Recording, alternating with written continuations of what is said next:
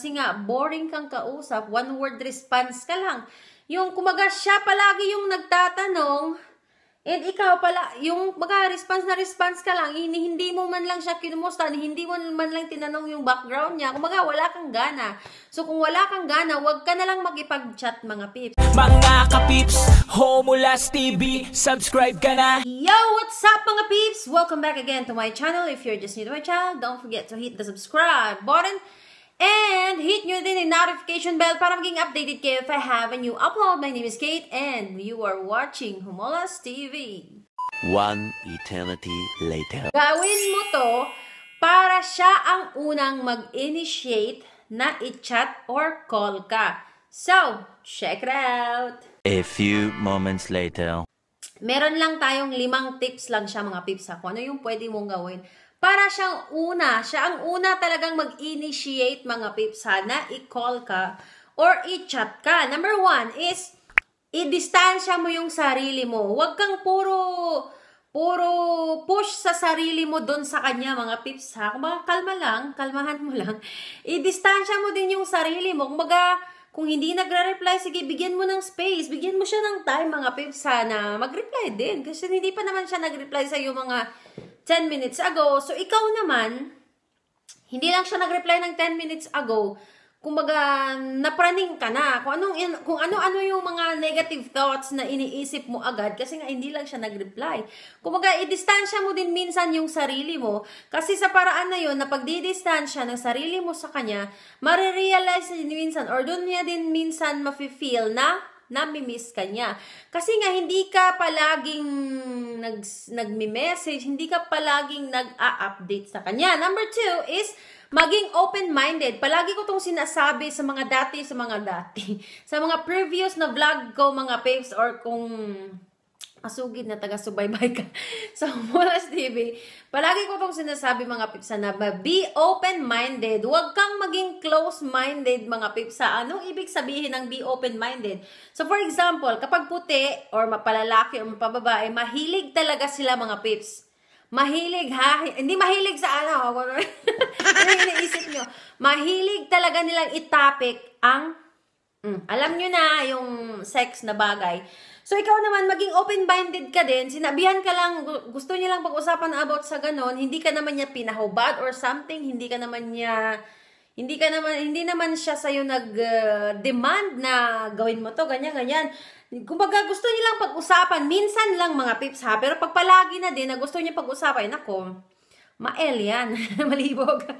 So, be open-minded din. Minsan, sakyan mo din siya sa mga dirty talks. Minsan lang mga pips ha. Sabi ko to sa inyo ha. Okay lang na minsan, sakyan mo din yung kachat mo sa mga dirty talks. Kasi gustong-gusto nila yan. Sakyan mo lang, pero wag umabot sa point mga pips na talagang maghuhubad ka or something na mga sex on cam. Wag ganun mga pips ha. Basta sometimes maging open-minded ka din. Kasi ikaw, kung baga tinapik niya lang yun, para sa'yo is manyak na agad. Kaya ayun mga pips, minsan, hindi ka na kinukontak kasi kumbaga hindi ka open-minded. So, sa number 3 is self-control. So, ito yung sinasabi ko kanina mga pips. Ang bilis magsalita. Bilisan lang natin. Ito yung sinasabi ko mga pips na self-control. Yung kanina sa number 1, i-distansya mo din yung sarili mo. Sa number 4 naman is self-control. Kung sa pag hindi niya pag-reply or umabot na ng 1 week na hindi lang siya nag-update sa'yo, hindi lang siya nakapag-update sa'yo mga pips, is naloka ka na.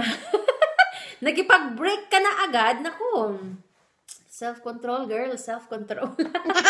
Self-control ha. Kung baga, yung sinabi ko nga na 1 week pa lang na hindi nag-message, ikaw naman, naku, nakipag-break agad. Ano yun?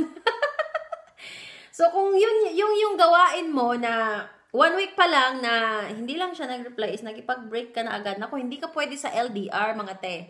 Hindi kayo pwede, mga te, or mga, ano ba dyan? Hindi kayo pwede kapag ganyan na 1 week pa lang na hindi nag-update yung ka-chat mo is parang napaparanoid ka na. Naku, tigil-tigilan nyo na yan. So, number 4 is iwasan maging boring. Minsan effective to mga pips ha, na Iwasan mo din na maging boring kausap sa mga ka-chat mo. Di ba may mga ginawa akong video na kung ano yung mga topic na pwede nyong pag-usapan sa kapag nag-chat kayo, or nakikipag-video call pa kayo. So, basta, nandyan mga pips, paki-scroll down na lang. Ang dami yan kasi more than 300 videos. Basta paki-scroll down na lang. Meron akong vlog na ginawa na mga topic na pwede nyong pag-usapan mga pips ha. Na kapag nakikipag-video call or nakikipag-chat kayo. So, iwasan mo din maging boring minsan kasi nga mga pips, isa din yan sa dahilan kung bakit hindi ka na niya kinokontak kasi nga boring kang kausap, one word response ka lang. Yung kumaga siya palagi yung nagtatanong and ikaw pala, yung response ka lang, hindi mo man lang siya kinumusta, hindi mo man lang tinanong yung background niya, kumaga wala kang gana. So kung wala kang gana, wag ka na lang makipag-chat mga pips. yun, ganun kadali. So number 5, sa last is stop begging for his attention. So, isang pinaka-effective na paraan na para siya ang unang mag-initiate na i-chat ka or call ka is stop begging for his attention, mga pips ha. Yun nga sinasabi ko sa inyo na hindi naman kailangang 24 hours kayong mag-chat dalawa or 24 hours kayong mag-video call dalawa. Hindi kailangan mga pips ha. As long as may nakaset kayo na schedule ng pag-uusap is okay na yun. Kumaga thrice a week or twice a week kasi nga busy din yung ka-chat mo. Hindi naman siya yung anak mayaman na palaging online, then walang ibang iniisip, kundi yung i-chat ka lang. Siyempre, kailangan din nilang mag-work. Kasi sa ibang bansa, mga pips, walang katulong. O kumaga, walang katulong, hindi sila nag-hire ng katulong, kailangan magiging busy din sila minsan sa mga gawaing bahay, or anything. Basta nagiging busy din sila, mga pips, ha. Kaya, wag din na palagi mong kunin yung atensyon niya. Palagi yung gusto mo na palaging ikaw yung nasa atensyon niya. Hindi ganun mga pips ha. Dapat give and take. Char. May ganun. Give and take ng attention. Hindi naman kailangan talaga na as in araw-araw kayong mag-usap. At least, update lang, ganun. Tapos, pagdating niya ng bahay, na-update ka, okay na yun mga pips. As long as healthy naman yung relationship niyong dalawa, hindi mo naman kailangan palagi yung attention niya. So, yun na yun. That's our vlog for today. I hope you give a thumbs up to this video.